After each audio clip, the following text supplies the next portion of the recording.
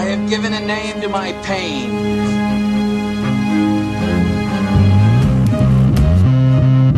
The Batman. Always waiting for some Batman to save you. It's simple. We kill the Batman of Gotham. You don't really think you'll win, do you? I'm Batman.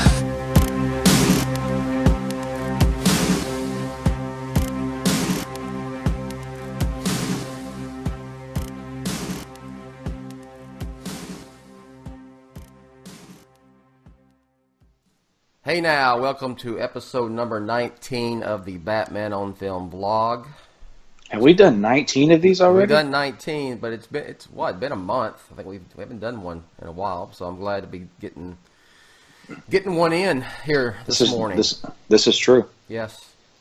I am the host of this here vlog, as well as the founder of the almost 20-year-old Batman on Film, Bill Jett Ramey. June 1st, 2nd is the actual anniversary date, somewhere in there. So we're getting close, Rick. You know, on the 21st, we have to use that milestone birthday to have an excuse to have a party at a bar.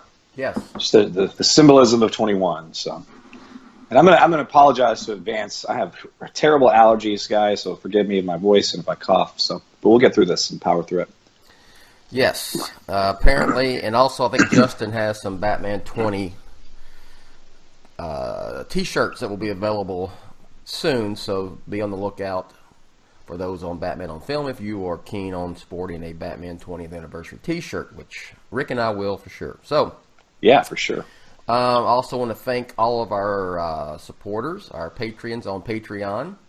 All of the money that's contributed, all the donations go right back into the website and make all of this possible. So if you like what we're doing, whether it is the articles, the opinion pieces, the news coverage, the podcasts, and these vlogs, and want to contribute, you can check that out at patreon.com/BatmanOnFilm.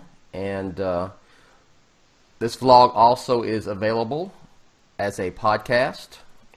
And, of course, Batman on Film is part of the Batman Podcast Network. Check out all the shows at batmanpodcastnetwork.com. And not only are we part of it, Batman on Film is the host. It's the, we created the Batman Podcast Network. So. And this is a good time to plug this. Ryan Haas actually created its own official Twitter handle. Yeah. And it's at Batman Podcast Network. No, I think it's at Batpod Network. Yeah, Batpod Network. Yes, okay. at Batpod Network. We'll put it right Twitter. Here. Yeah, I'll have it here. So yeah, right there. And we probably both butchered it, so it'll be right. It'll be correct Ryan, here. Yeah, Ryan Haas is running that, and so it's all the vlog and podcast stuff directly. So Batman on Film is my Twitter, and it's a lot of stuff. It's Batman on Film, and it's a lot of other stuff. A lot of other nonsense, too. All right. Never. From us, never. Yes. So, a couple things. Two things we're going to talk about this morning, and they're both Batman on Film related, and directly, it's focused on Batman on Film. This past week, Jake Gyllenhaal was asked by CNA Lifestyle. It was posted on Facebook on their Facebook page as a video interview. If he was going to be the next Batman on Film, and he said, "Rick, wow, that is a very difficult question. The answer to that question is no." And it seems very definitive, but let's remember, this is Hollywood. This is an actor. This is a project that is in like the very early stages of production. Not even production, very early stages of its lifespan, period. So, Rick, what's your overall take on what Mr. Gyllenhaal said here recently? It didn't move the needle for me either way. I tweeted immediately and said that quote from Jake, because everybody's putting it out there. He's not going to be the Batman, and it's over, and that was all a rumor, whatever. Here's the deal. He may not. I mean, that he may be just telling the truth, because if he's not, he can say that. It doesn't matter. But don't think that he can't still possibly be just because he said that. Here's the thing. Right now, as it stands, Ben Affleck is still the official Batman in this DC universe. He is. Yes. There's not a definitive announcement. I expect there to be one. I'll be actually rather shocked if he is still playing the Batman. I highly, highly doubt it. And so until that's official, until he is, and I'm sure they're going to let him do that on his terms, because Warner Brothers still wants a good relationship with Ben. They want him to direct, and who knows. And in this day and age, you could turn around and play another superhero 2 years down the road. No one would blink an eye at that anyway. Yeah, I mean, Ben Affleck wants to be in business with Warner Brothers, and Warner Brothers wants to be in the business of Ben Affleck. And that is notwithstanding Batman, because I frankly don't think Ben wants to do it anymore, and I don't think Warner Brothers wants him to do it anymore. But they both want to be in they want to work together in the future. Maintain a good relationship. Yeah. And a lot of people were talking about, well, he was at Fan Expo here. I'm actually in Dallas, so he was here in Dallas just recently, and he was, and I think that was really cool of him to do it. But he also minimized his appearance. Remember, his initial appearance was he was supposed to do like a Q&A, right? Yeah, he had a show, Ben Affleck Live. Yeah, yeah. And then they canceled that. And my hunch is they canceled it because he didn't want endless Batman questions. Because everything he would say would be dissected. Yes. It would be taken out of context. It would be, and he can't. And if they're not ready for the announcement, he can't say anything. So let's come full circle back to Jake. We know that Matt Reeves has met with Jake Gyllenhaal. We also know that Jake Gyllenhaal was one of Chris Nolan's top people to play Batman. He was the runner-up. He almost runner-up. In fact, back in 2004. David Goyer wanted Jake as Batman over Christian Bale, but that didn't happen, and everything turned out fine. But nonetheless, he was up for the role, and he made enough impact on Chris Nolan and David Goyer to merit serious consideration for that part back in 2003, 2004. Which probably ultimately led to why his sister was in consideration. Not that she can't stand on her own as an actress; she's wonderful. But let's think about that. That led to her replacing Rachel Dawes. What's the original actress? Katie Holmes. Thank you. Gosh, I can't believe I went blank on her name. So anyway, there's a lot of history with the family and this franchise and everything, and so don't be surprised if he's still in talks with Matt Reeves to play the Batman. That's all I'm saying. Well, he could not say. That's the only thing he could say. Well, that's also the only thing he could say. The only thing, and the initial response also to me is also actually a little telling. Well, that's actually kind of difficult to say. And now maybe he was just being coy. I don't know, but I you want to look into it. There was that as well. It's almost like he kind of hesitated. But look, again, it doesn't matter either way. It doesn't. That what I just referenced is just sort of a fun thing to look at, but it doesn't suggest that he is. And him saying no certainly doesn't mean that he's not. Yes, because when I say that's the only thing he could say, because people have said on Twitter and on Facebook about this. Well, he could have said. He said no, and then there's those people, those folks who say, well, that's definitive. He said no, and that's the whoo. Thank goodness. I don't get that. Haven't people learned, Rick, about dismissing possible casting because of aesthetic and what the vision in their mind? I mean, haven't we learned from Heath Ledger, Michael Keaton, Anne Hathaway in Dark Knight Rises as Catwoman? I mean, but anyway, besides that. And then, I read for a Marvel character months ago. It was a character in an upcoming project, and I had to sign this NDA. I could not talk about the audition. I couldn't say publicly what I read for. Nothing. Just for a small speaking part in a film that's probably will end up on the cutting floor anyway. Probably won't even make the final cut. And I had to zip it. If I was to be asked, I would say I don't know anything about that project. That's how these things are. And then you're talking about the Batman. You're talking about the lead, right? He can't talk about it right now, okay? Period. Yes, that's it. He can't. He can't. And especially when, like you said, officially, publicly, let's put it that way.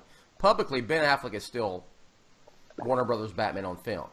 Right. Even though he may not be in reality, but publicly he is, and that's all. That's the only thing he could say. He couldn't say maybe. He couldn't say we'll see. He sure as hell couldn't say yes, even if he is. He could be cast already. He could have a deal with Matt Reeves and say you're my dude. So let's wait. We'll be going here, but all he could say is no. And let's don't read anything into it either way. I think that we'll see. That's all I'm going to say. We'll see. We're going to get into the next topic here. And he may end up being Batman. He may not. But I don't think it means nothing. And people need help.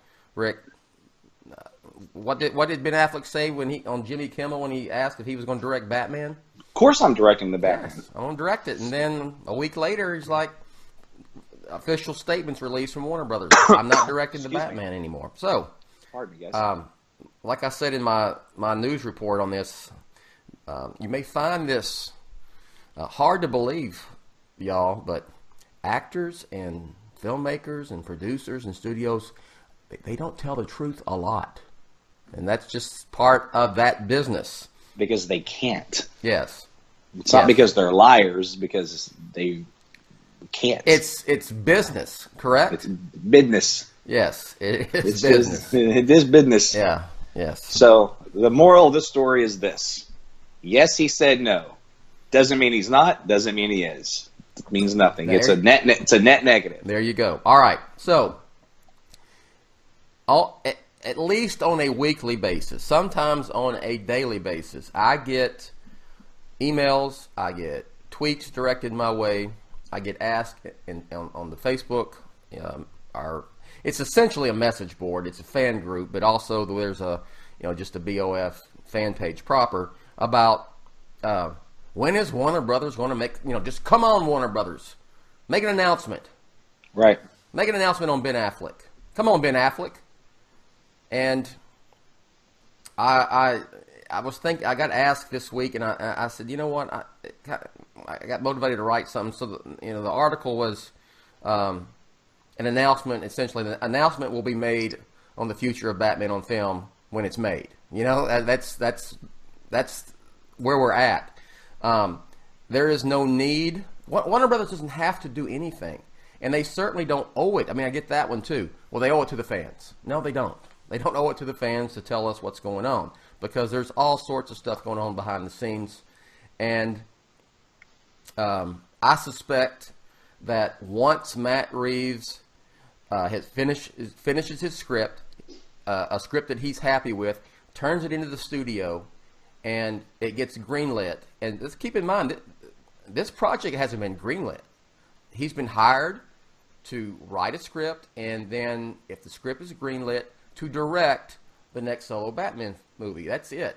And I think once that happens, if we get there, hopefully, fingers crossed, then there'll be some sort of announcement that, a pre-production, going in production, press release, and then in that press release, they'll say Ben Affleck is returning and reprising his role as Batman, or they'll say something about the new actor being cast and Ben Affleck moving on to other things. So, Rick, what's your take on all that? I mean, it's typical. It's fan behavior. Look, I want to know what's going on. The fan in me. I'm sure it's the same with you, right? I mean, but of course. Look, yeah. I'm torn on this between what I think I know is, I'm going to do a Rickism here, which is like empirically the right thing to do for the franchise versus as a fan what I want. In other words, I don't want to wait till 2020 or 2021, possibly 2022 for the next Batman film.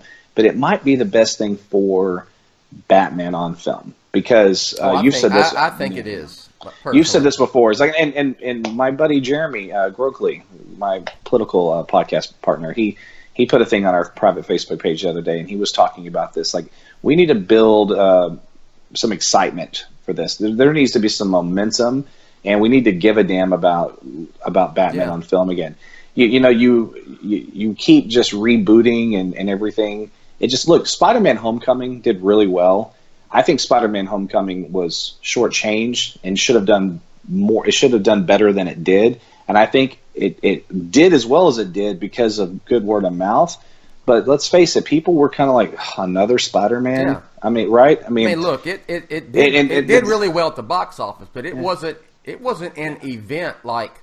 It wasn't, and it could have done. It could have done better. The Sam Raimi Spider-Man films. I mean, especially that first and second one. It wasn't an event like that. Let's be fair. I mean, let's be honest and fair about that. Right. It's not an event, and frankly, I think Spider-Man is up there. He's up there with Batman. In terms of being iconic, and a Spider-Man movie, just like a Batman movie, should be an event. I believe that with all my heart that should be the case. And even Batman Begins, if you go back to Batman Begins, that wasn't really an event. No, it was because people were kind of like still burned out from the Joe Schumacher stuff. Rick, if Batman Begins had came out today, we wouldn't have got The Dark Knight. Thank goodness they had the patience to see that they had something special there. And yeah, you're right. It wasn't an event. It opened low, but it had huge legs, and it was big on home video, and it got a sequel, and the rest is history with The Dark Knight and then the whole Dark Knight trilogy. So the Dark Knight was an event. Yes. Okay. Yes. The Dark Knight Rises was as well. Unfortunately, The Dark Knight Rises publicity was derailed with that tragic shooting in Colorado. So, but let's just go to The Dark Knight. That was an event. Yes. I mean, it was akin to. Do you say akin or do you say akin? Akin to. Yeah, that's what I say. I hear people say Aiken. I'm like, which one is it? Anyway, it's akin to Batman '89. It was that sort of event. Yes. And we may not ever capture that in a bottle again, and that's fine, but it can at least be similar to that. And right now, if Matt Reeves puts out a new Batman film next year with a new actor, and no matter how good it is, I'm afraid it might be more like Batman Begins. And the reason that's problematic now, because if it performed like Batman Begins and kind of had that same feel to it, it may not get a sequel because people like we just talked about. Because they don't have the vision for it. This is going to be $1 billion film or it's a failure, and that's unfortunate. I want us to get away from that. Whether it's Star Wars, whether it's Marvel, whether it's anything with DC related, that now $1 billion is this barometer for success. That's an unfortunate place that we're in right now. But it kind of is just what it is. And we can't have Matt Reeves' Batman not work. Like, this has to work. This one has to work. This has to make people fall in love with Batman again. When I say people, I don't mean us hardcore fans that will stick through him through thick and thin.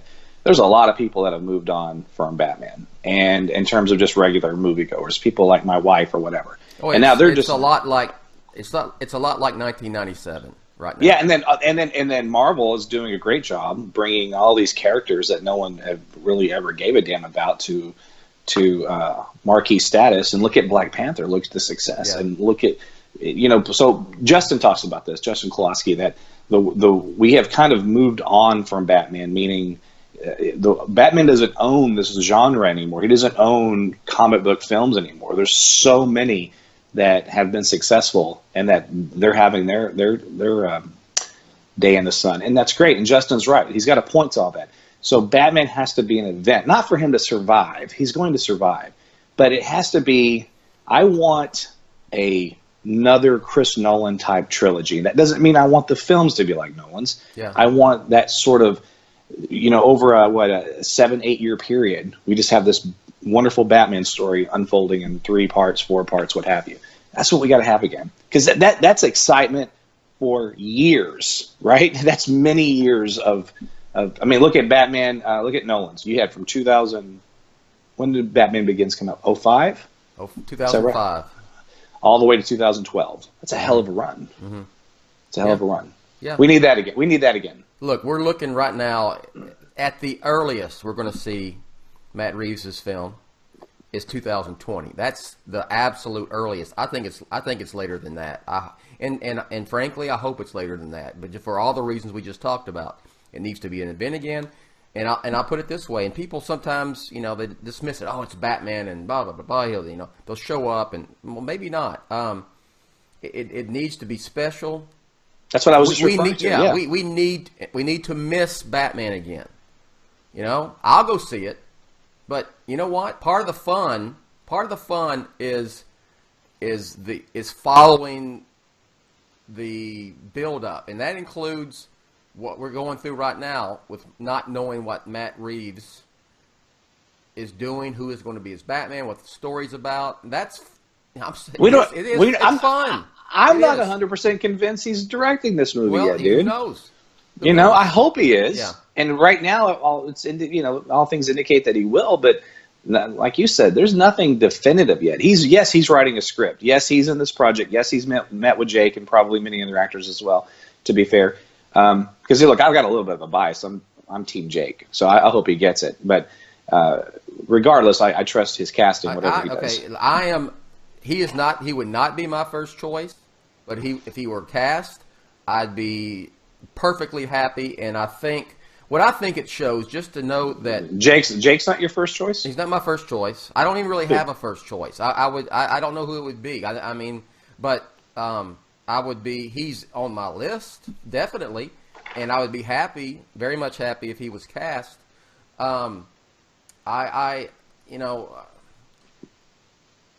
Who knows? That's what I'm saying. I'm not one of this person should play Batman, that person. I think with Batman, it's all about Bruce Wayne more than anything. You put the cowl on, you put the suit on, you're Batman. Okay, a lot of it has to do with being. It has to be Bruce. It's Bruce Wayne. What do we care about in the Dark Knight trilogy, Rick? Who do we care about? It's a Bruce Wayne story. It's Bruce Wayne, and it's a Bruce Wayne. I think just about I know Keaton said the same thing. It's all about Bruce Wayne, and him meeting with someone like Jake Gyllenhaal, Matt Reeves, I'm speaking about, shows you what he's looking for. He's looking for an actor. I see people toss out names of martial arts dudes and karate men. Harken back to old Eddie Murphy movie, Trading Places. Trading Places is one of my favorite comedies of all time. What are you referencing? The Karate Man Bleed on the Inside. Oh, dude, that movie's freaking hilarious, man. I just want to start talking about. Let's just do a vlog on Trading Places. Oh my gosh! You could never make that comedy again. Never, ever. It was so politically incorrect and just vulgar and just beautiful. And Eddie Murphy and Dan Aykroyd, both for that matter, were just in their prime. I could do a vlog or a podcast on Night Shift as well. That's maybe my favorite Michael Keaton movie of all time, and Michael Keaton is genius. If you haven't seen you've seen Night Shift. Come on. I've seen Night Shift. And one of my favorite Michael Keaton performances is The Paper. And I want to say this, and I don't want to take away from what you were just saying, that because you said that Bruce Wayne's all that matters. You stole the cowl, and I know that you peeled back that onion. You know better than just to say that, because you have to be able to still pull off Batman. It has to be in your eyes. Pull off Batman. It has to be a voice. It has to be your stature, the way you move. Because poor George Clooney had nothing to work with. He was a goofy Batman because he was just George Clooney in the suit. Yeah. Right? That's what he was directed to do, unfortunately. Val Kilmer was better. But Keaton and Bale, man, they're Batman. Their eyes and everything, just freaking awesome. And quite frankly, the ending scene in BVS with Lex in the jail and Batman visit, that's an intense Batman moment that a real actor had to pull off. So I think there's a lot more work that goes into just. Don't let me. I know you put on a mask and you're Batman, but that's. I know what you meant. Yeah. I just wanted to get that on the record. So YouTube comments didn't start kicking our ass on that. Whatever. I'm right anyway. Everything I say is right. But my point is, I'm right. What I'm saying is that he wants an actor. I'm always right. Get me an actor. Get me a freaking actor. I don't want a karate man. I don't want a stunt man. I don't want any of this. based on just aesthetic. Yeah, I mean, Bale had a Bruce Wayne look about him, and certainly, probably, Ben Affleck was the most physically suited actor to play Batman to date. I'm going to tease this right now, and in my blog I did with Justin, which I'll just kind of squeeze that in as or podcast, I should say, about my article about Batman Without Gods, and then Justin and Ryan brought on Pete and Eric, and they did their rebuttal podcast, and then Justin and I did our rebuttal to that rebuttal podcast, just the two of us. Yeah. And Justin referenced something I put on Twitter, which was essentially about, hey, I want to tease this. This is going to be our next blog, and you should write an op-ed about the size of Batman and what that should be like on film. And so you talk about Ben Affleck. So I'm just going to ask you a quick question. We'll tease it, and then we'll pick this up on another episode. But as awesome as Affleck was in BVS and as great as he looked, does it suit Batman on film the best to have a Bruce Wayne that's 6'4", 250 pounds, right? Or does it work better when it's someone like Christian Bale that's 5'11", 6 feet, or Michael Keaton that's 5'9", 5'10", that doesn't look like they could possibly be Batman? Just a question.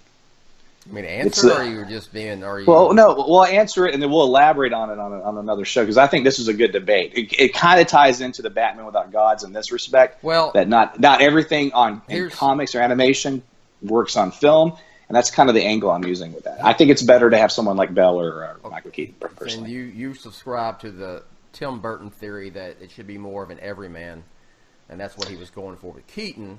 I think that... Yes, you have to pretty much. You have to have a physicality. Yeah. Would I prefer someone who's 6 foot or between 6 foot and 6'3", 6'4", and has leading man type looks like Ben Affleck and Christian Bale? Sure, but I also love Michael Keaton as Batman. It's more. Look. Does it need to be a big hulking brute that looks like ripped out of the pages of The Dark Knight Returns, kind of like Affleck did? No, because it makes me think back to when I went to the set of The Dark Knight in 2007, and we asked about the new costume. It was much sleeker, and Bale actually was not as big in The Dark Knight as he was in Batman Begins. Right, and it wasn't that he wasn't training. He trained his ass off for that role, and he was in great shape. But they kind of even address it in the film. He wants to be able to move faster, and that's what Nolan told him when they designed the suit. He told him, he said, "Look, Batman is going to need. He wants to be able to move, be quicker, be more of a ninja, and I think."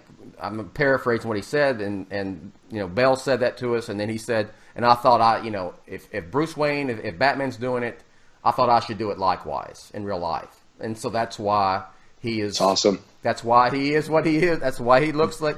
It's not like he didn't train for the role. He did. He was. Christian Bale is one of those actors that just transforms himself. Yeah. And so is Gary Oldman. Yeah. And there are, we can go down a list of actors that are transformational actors. And that's exactly what Matt Reeves needs. And that's why he's talking to that's why he's talking to Jake. That's why he's talking to Jake. So I'm going to say one more thing, and then we'll end this because I sidetracked this, and then we'll pick this up later. But my whole thing on that is this: if I live in Gotham and it's real life, and I meet Bruce Wayne in person, and he's an inch taller than I am. I'm 6'3", great shape, bulky, shakes my hand, walks off. I might get a little suspicious going, it's probably the guy that's Batman. If I met Christian Bale or Michael Keaton, I would not in a million years suspect that they could possibly be Batman. There's my cliffhanger, and we'll pick this up. Okay. We'll pick this up later. All right. So I think that's going to do it. Anything we want to add to Jake or Jake's comments or does Warner okay? Do this, and to finish up this second part, Warner Brothers doesn't owe us an announcement right now, do they, Rick? No, they don't. Okay. As much as we want them to think that they do, they don't, because what they owe us is to do this right. That's what I wrote. Yes. They owe us to do this right, and sometimes what's right is not necessarily what we want. Yeah. In this situation, we're the children, and they're our parents. Yes. We're going to have to just listen to them and trust them. Yeah, they know what's best for us. Even though they've made mistakes, parents make mistakes. I can attest to that. But you still have to do what your parents say and trust they're going to do. I think they're trying to do this right going forward. I really do, with all the changes they've made. I'm going to be optimistic. I could be pessimistic as I'll get out after BBS, and especially after Justice League, which, I'm not going to rehash that. But I will say, going back to, we need to miss Batman on film again. This is last year when Justice League came out, that was like 1997 and Batman and Robin. And this year, 2018, is very much the just the wasteland, the quite no news type deal that was going on back in 2008, the year after. And look, there were projects being announced and directors and writers, but there was nothing moved forward. So it's not like we said, just because Matt Reeves has been hired doesn't mean that film is going to get made by Matt Reeves. So, nope.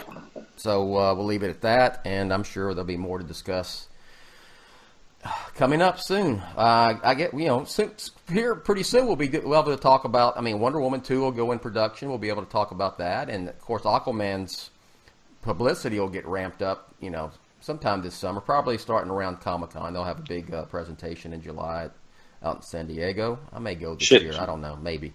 Shazam. Oh, Shazam. Shazam's filming.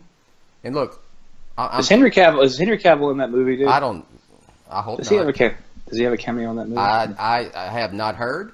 Either way, I'm telling you, I have not. There's no one told me that it is happening for sure, and no one's told me that it is not. So I cannot confirm or deny that. If they squeeze him in there and they do that, fine. Look, but if they don't give that man a proper Superman sequel, that'll go down as one of the most wasted actors. Get me started on that again. Playing one of the most iconic characters of all time. The next time we see Henry Cavill's Superman, if we do, needs to be in I almost said the F word, a flippin' Superman movie. Period. End of story. In Metropolis. He's Clark Kent at the Daily Planet. All of that entails Jimmy Olsen. Hell, bring his ass in there. I don't care if they killed him in BBS. Soft reboot that son of a bitch and bring Jimmy Olsen back. Or just say that he was a CIA operative using. Yeah, right. That's fine. Hey, I don't care. I'll buy it. Just bring the actor that played him in Superman Returns. That dude was also wasted. He was a good Jimmy Olsen. Yeah. Whatever. Get all fired up. But yeah, I'm excited for Shazam. I'll still only call him Captain Marvel. And I think that it's going to end up being. I really do, and I'm not saying it because that was my, it was my hypothesis, and saying make Billy Batson a huge DC Comics fan. Literally a DC Comics fan. Superman, his favorite character, then boom, he becomes Superman. And you see the toys and stuff. It kind of makes me, maybe that's what they're doing here. I hope so. Because you and I both said it needs to be PG, it needs to be goofy and fun and silly.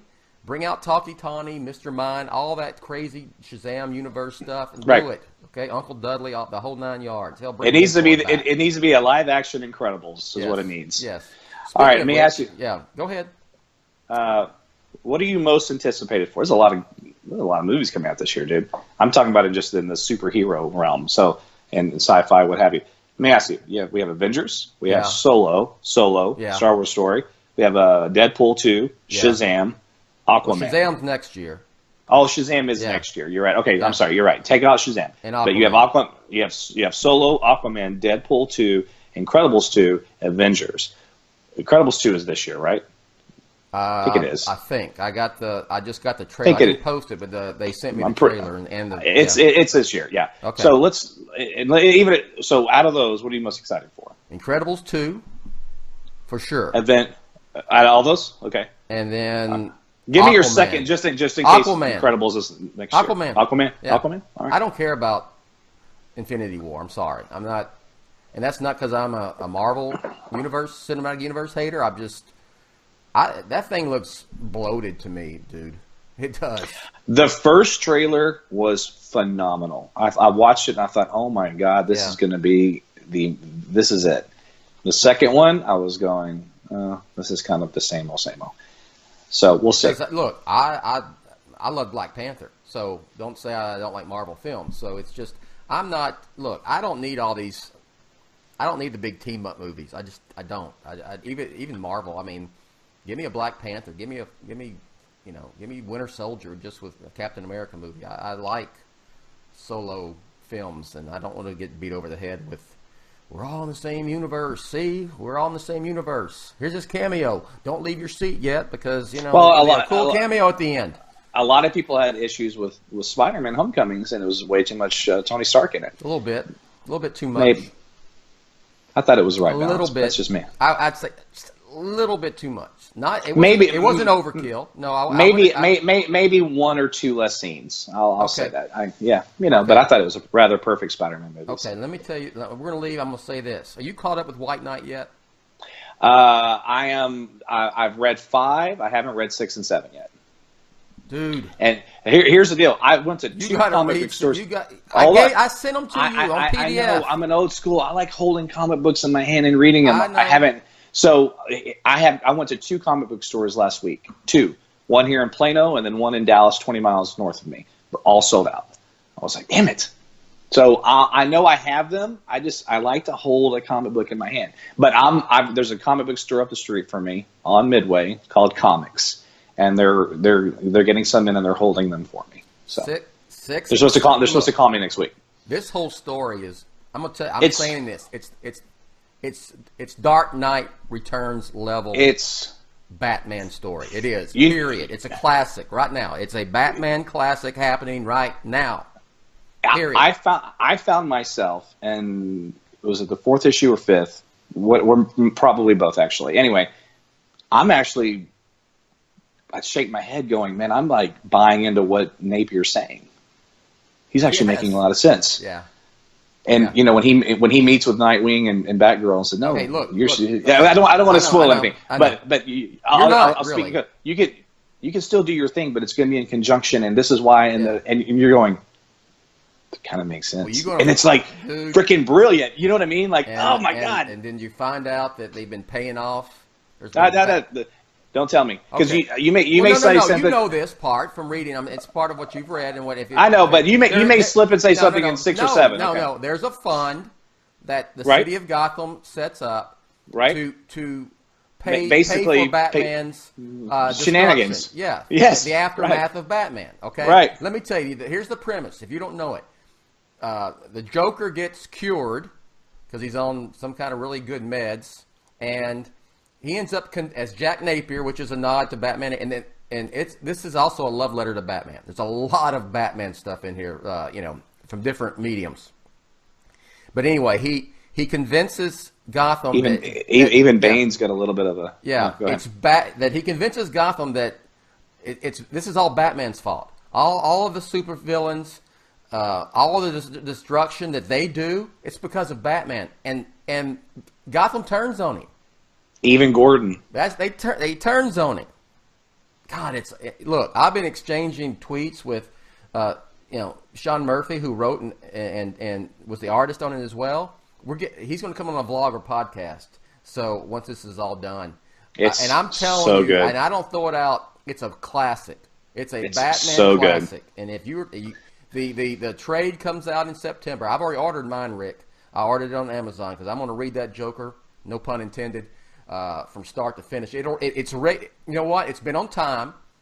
It's been on time. Unlike like Dark Knight 3 would skip 2 or 3 months. This one's been on time, and it's been fun to read monthly. And I think being on time is kind of kept it going. With Dark Knight 3, you would read and you get all involved, and then it'd be 2 or 3 months from the next issue. This one's been on time. It comes out monthly, but it will read.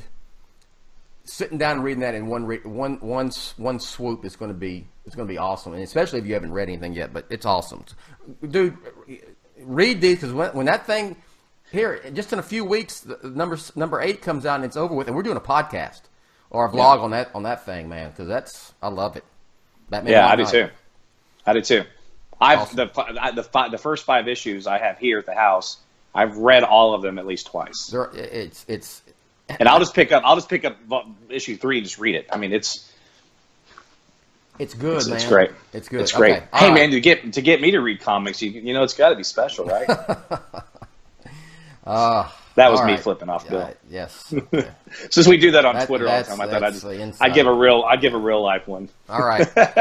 All right. So, what do you got to plug then? Let's get the hell out of here. Okay. So, 2 quick things. So, on my little political page, whatever, this is not to push politics, but if you are a fan of Touré, I had a discussion with him, and it was awesome. Go to the Left Shoe Politics YouTube channel, look for that. It's just a great talk with him about politics and about the Rock and Roll Hall of Fame, who he sat on the board of. And then Justin and I put out an aforementioned podcast where he and I go one-on-one about Batman Without Gods, which was a rebuttal to his podcast rebuttal that he and Ryan put together with Eric Holzman and Peter Vera, which was rebuttal to my op-ed. So we're going to keep this thing going because it's a good conversation. And the premise is, does Batman work better on film when he's not amongst gods? Superman. Yes, Doomsday. he does. Okay. Yes. It's good. And obviously Justin and I disagree, but it's fun. And then we just released our 9th, I think, 9th or 10th. Man, something like that. Maybe there's more. Good Lord. Anyway, our most recent Star Wars episode. I launched a Star Wars satellite Batman on film thing a year or so ago. And so Ryan and I sit down with Ricky Church, and from Flickering Myth and BOF contributor, and we talk about the Last Jedi Blu-ray features, the deleted scenes, the documentaries, what have you, and then we dissect and talk about the brand new cinematic Solo Star Wars Story trailer, which is Solo Star Wars Story. Say that 5 times. Solo Star Wars Story. You brought that up a second ago. I'm looking forward to Solo. I'm going to go see it. I'm going to the press screen on that one. So I mean, sometimes I'll skip the press screenings because I'm going, somebody else will see it for Batman on Film and review it. But this one, I'm going. I'm looking forward to it. I think it looks fun. And that's all this has to be, is a fun ride. Is it getting some bad? Is it got a bad vibe going on with it? I mean, I'm just asking you because you're following it more than I am. Yeah. So here's the thing. A couple of things. First of all, we can't deny that there was some online fandom backlash to The Last Jedi. But there's been fandom backlash to Star Wars going all the way back to the special editions, really going back to the Ewoks if you want to get real about it. But it's real. Most people that saw The Last Jedi loved it. 1.3 billion critics raved about it. I think it's maybe the most critically acclaimed film in the franchise. It's darn close. Anyway, but there are a faction of fans that didn't like it, and they're very loud because we're on Twitter, we're on Facebook, and that's a microphone for a lot of people. And so they're kind of dealing with that, right? And so people are talking about, well, there's some ill will with some fans, and they're just kind of turned off right now, and maybe they needed more time than 5-6 months, which there's a point to be made there, by the way. So there's that. But I think, because you'll hear about that a lot, but I think more than anything is just accepting somebody else as Han Solo. And people say all the time that no one asked for this movie.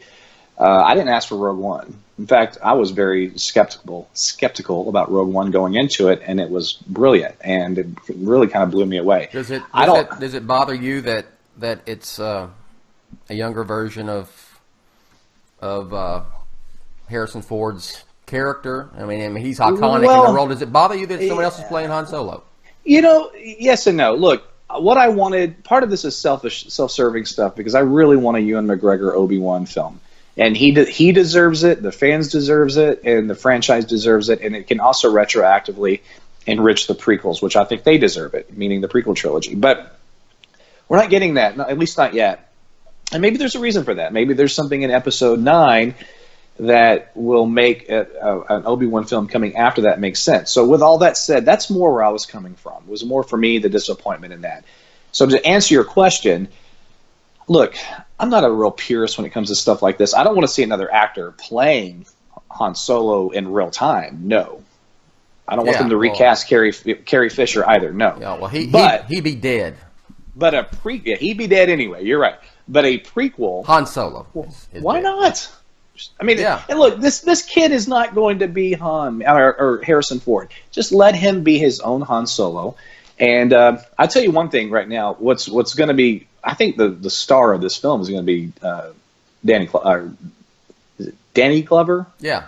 Yeah, I always get Donald and Danny confused. No, Donald Glover. Donald Glover. Donald Glover. Yeah, they're both Donald Glover. No, Danny Glover, Danny Glover's Lethal Weapon. Danny Glover's man. Lethal Weapon. Donald Glover's this guy. That drives me insane. And they're not even related. That's so confusing. And Diane because Keaton's in it too, I believe. So. Diane Keaton. But anyway, I'll just call him Glover. That dude is Lando. Yeah. Period. Full stop. And I think he's going to steal the show. But this movie just has to be fun. I don't think this is going to be $1 billion film. And when it's not, a lot. Yeah, they're going to say it's Last Jedi backlash. I'm going to say right now, bullshit on that. This is just not designed to be $1 billion film. It's coming out in May. Yeah. It's coming out. It's sandwiched between Avengers and Deadpool 2. Yeah. It has real competition right in between, or whatever that combo is. Avengers comes out first, then Solo, Deadpool, maybe Deadpool Solo. I can't remember, but nevertheless, they're all within like 6 weeks of one another, okay. 7 weeks. It's tough. That's going to be tough, especially if Avengers is good, and especially if Deadpool is good. Look, it's like three of them. I mean, it's Incredibles 2, Aquaman, and then Solo that I want to see the most. Kasdan wrote this script with his son. Kasdan wrote the script to the best Star Wars film to date, which is Empire Strikes Back. Ron Howard is directing. Let's set aside the drama with those initial directors. They're gone. This isn't even like the Snyder Whedon thing. I think Ron Howard reshot that damn movie. I'm hearing reports is up to 80-85%. I mean, there may be virtually nothing left from the original shoot. Who knows? Yeah. But it's a Ron Howard film. Ron Howard's never made a bad movie. He's made films that, like, I love the Da Vinci Code when it came out, the book. And so I was very disappointed in that film, even though I'm a real big, like, I can read a book or a comic and I can see the adaptation or something inspired by on film, and I disconnect them. I don't think the characters have to look like you have them in your head and all that. But for some reason, the Da Vinci Code, I just wasn't able to do that. It just didn't work for me. But at the end of the day, just looking at it from a film, it's my least favorite Ron Howard film, and it's still a good movie. God doesn't make bad movies. Yeah. He just doesn't. He makes some that are better than others, some that are epic and beautiful, like A Beautiful Mind, and Cocoon, and Parenthood, and my God, you could go down the list. What was the film with Baldwin and the fire department? Backdraft. Backdraft. Freaking great. Yeah. So I have faith. It's going to be fun. All right. Anything else to plug? No, let's just be sure to plug one more time, and I know that you put it on here at this point, but just please follow the Batman Podcast Network Twitter handle. We really would appreciate that. Ryan put a lot of work into that. Follow me on Twitter, Shew Rick, and that's all she wrote. That Tory dude is on the board of the Rock and Roll Hall of Fame. Is that what you said? He was. I don't think he still is. I forgot to ask him if he still was doing that. But he referenced that. I think he said he used to or something. But yeah, he used to sit on the panel, and he was actually one that cast his vote of who would get nominated and who wouldn't. Wow. Yeah. Get me started on that. Bon Jovi went in last night. They deserve it. Yeah. I'm not a fan of Bon Jovi, but they deserve it. Howard Stern inducted them. Yeah. I want to see the footage of that. He bitched about that for the last few months, having to go to Cleveland and actually do it because, like, he just doesn't want to go anywhere. This is hilarious, but yeah. This band's in there. They should be. Yes, sir. They are. Motley should be in there. Motley Crue should be in the Rock and Roll Hall of Fame. Absolutely, they should. Hell yeah. Billy Idol should be in there. Yeah. It's 25 years, a lot of hits. Generation X in the 70s. Yeah. Come on now. Yeah. There's some people they put in there. Bands I scratch my head at, and then there's some that aren't, and I'm like, WTF? What the F are you talking about? Well, one of the things I liked my discussion with Torre, then we really should wrap this up. Yeah, but it was about music that was inspired by black musicians, and we think about rock and roll as like it's white, and it is not. But they all ripped off the greats, and it's sad because the black artists in those days just could only get so far. Well, yes, absolutely. But Zeppelin's riffs come from Robert Johnson. Blues. Yes. Okay, you've got. We can go down the list here. So is the Rolling Stones. They were Chicago blues all band, Elvis. basically. I know, Elvis is Elvis is embodies country, it is. gospel, black and gospel, and Chuck Berry, and yes, absolutely. Yeah. Without black musicians and black artists, there would his have been no record, Elvis's first record was "That's All Right, Mama" in 1954, and that was a cover of a Big Boy Crudup song. And if you hear Crudup's version of "That's All Right" and then Elvis's version, they're like two different songs, but it's like Elvis injected the country and gospel, and you can get me started on a whole. I could do a whole podcast on rock and roll, man. So HBO has a really cool Elvis thing Have you going watched right now. that yet? I watched about 20 minutes of it last night. I was getting to The it. Thinkers, it's called. The 20 minutes I saw, phenomenal. I got to watch it, man. And anyway, but going back to this real quick, that's why if you're ever scratching your head, rock and roll, why are some of these hip hop artists and everything getting inducted in Rock and Hall of Fame? There's a reason for that. There's a historic reason that they're there. Okay, anyway. Yes, yeah, we got to wrap this thing up. Yeah, that's okay. All right, we got to wrap this up. You could get us on a tangent, dude. So stop, Rick. Stop getting me on tangents of things. Rock and roll. Let's do a whole podcast on rock and roll history one day. I'm down. Let's do it. I mean, Sun Records, Johnny Cash, Elvis. Chuck Berry. Perkins. Fats Domino. Fats. I mean, come on. Buddy Holly, who was a genius. Okay, I got to stop. All right, follow me at Batman on Film. And I guess that's it for vlog number 19. And until vlog number 20, you'll find us somewhere on Batman on Film proper. I'm Bill Jett Ramey. And Rick Shew, you see him. With a sneeze attack coming, so this is a good time to wrap. Okay, so can you make it through? Batman on Film, authoritative, definitive. And the dadgum original. All right, we'll catch you next time. Thanks.